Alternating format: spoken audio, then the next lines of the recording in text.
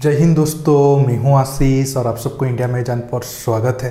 दोस्तों, Indian air force में अब तक कई सारे फाइटर जेट शामिल होकर रिटायर्ड हो चुके हैं और हर एक फाइटर जेट का कहानी अलग है और हर एक फाइटर जेट अपने सर्विस टाइम में इंडियन एयरफोर्स की ताकत बढ़ाने के साथ साथ दुश्मन पर भारी पड़ा है। आज मैं ऐसे ही एक फाइटर जेट के ऊपर बात करूंगा जिसका ज़्यादा चर्चा इंडियन एयरफोर्स से रिटायर्ड होने के बाद हुआ, क्योंकि जब इंडियन एयरफोर्स में ये फाइटर जेट शामिल था तब कुछ ही कम लोगों को इसके बारे में पता था। जी हाँ, आप सही सोच रहे हो, मैं MiG-25 के बारे में बात कर रहा हूँ। आज जानेंगे कैसे MiG-25 पाकिस्तान को झटका दिया था और पाकिस्तान के इस्लामाबाद के आकाश को दहला दिया था। आप MiG-25 के बारे में जानने के लिए आखिर तक की वीडियो को देखते रहिए और जितना ज़्यादा हो सके लाइक शेयर करना मत भूलिए। देखिए, MiG-25 को रूस अमेरिका की खतरे से निपटने के लिए बनाया था। 1960 और 70 के दशक के टाइम में तब का सोवियत यूनियन को अमेरिका के बम्बर से काफ़ी खतरा था। तब अमेरिका के बम्बर इतने ऊंचाई पर उड़ रहे थे कि ताकि उन्हें कोई भी नॉर्मल इंटरसेप्टर फाइटर जेट चुनौती नहीं दे पाए। इसलिए सोवियत यूनियन MiG-25 को बनाया, जो 1964 में पहली बार उड़ान भरी थी। अब जानते हैं MiG-25 कब और कैसे इंडियन एयरफोर्स में शामिल हुआ था। भारत 1981 में MiG-25 को अपने एयरफोर्स में सीक्रेटली शामिल किया था। भारत अब 10 MiG-25 खरीदे थे, उसमें से 8 सिंगल सीट वर्जन थे और 2 ट्विन सीट जेट थे। भारत को जो MiG-25 मिले थे वो सिर्फ रिकॉनेसेंस के लिए थे, उसमें कोई हथियार और मिसाइल नहीं लगे थे।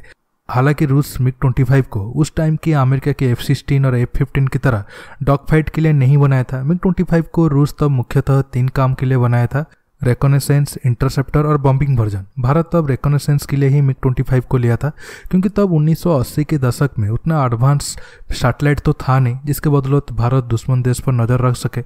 उस समय भारत के पास जो भी जहाज़ था जासूसी के लिए वो काफ़ी पुराना था और उसे हमारा दुश्मन पाकिस्तान आसानी से टारगेट करके मार गिरा सकता था।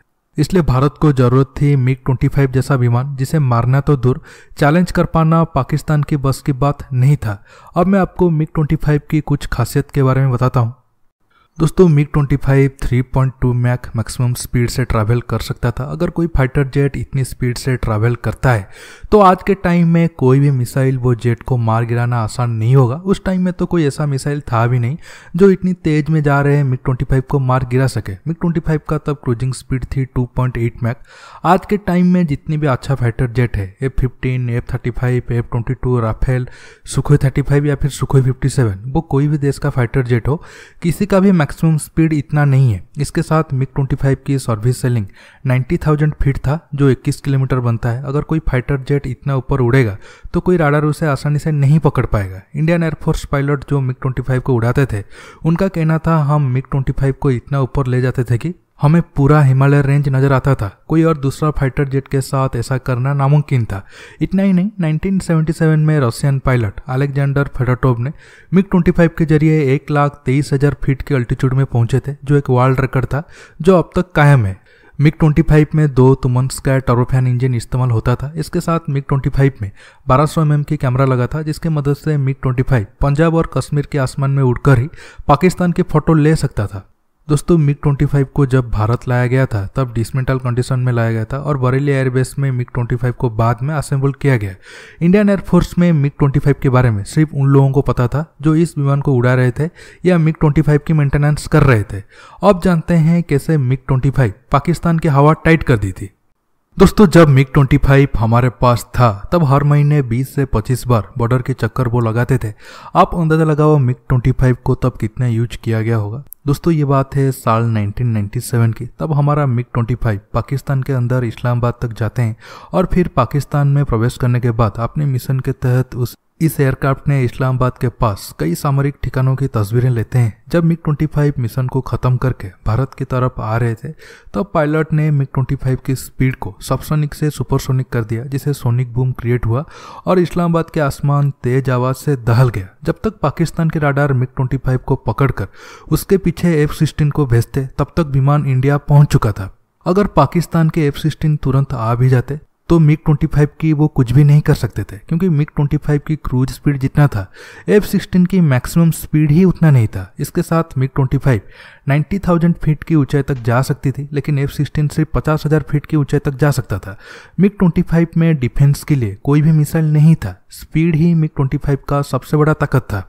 इसके बाद 1999 कारगिल जंग में भी मिग-25 काफ़ी मदद की थी। जहां जंग चल रहा था वहां मिग-25 3 सॉटीज लगाकर पूरा एरिया की एचडी तस्वीरें ली थी। इसके बाद हमारा आर्मी को ये जानने में आसान हो गया दुश्मन कहाँ छिपे है। इसके साथ 1995 में भी मिग-25 ने स्ट्रेटोस्फीयर में जाकर सोलर एक्लिप्स का फोटो लिया था, जो जमीन से लेना मुश्किल था। मेरा इंडियन एयरफोर्स को रिक्वेस्ट है, अब तो मिग-25 रिटायर्ड हो चुका है, उसकी याद में 25 साल पहले खींचे गए सोलर एक्लिप्स का फोटो को पब्लिक कर देना चाहिए। दोस्तों आज के टॉपिक में बस इतना ही। आपको ये वीडियो कैसा लगा नीचे कमेंट बॉक्स में कमेंट करके बताइए। दोस्तों ये वीडियो को ज़्यादा से ज़्यादा लाइक शेयर करने के साथ साथ आप मेरे चैनल को सब्सक्राइब करना मत भूलिए और सब्सक्राइब बटन के पास जो बेल आइकन है उसे प्रेस करिए ताकि आगे आप मेरे आने वाले वीडियो को मिस ना कर सके। दोस्तों रहता हूँ, बहुत जल्द एक न्यू टॉपिक के साथ मिलूंगा। नमस्कार, जय हिंद।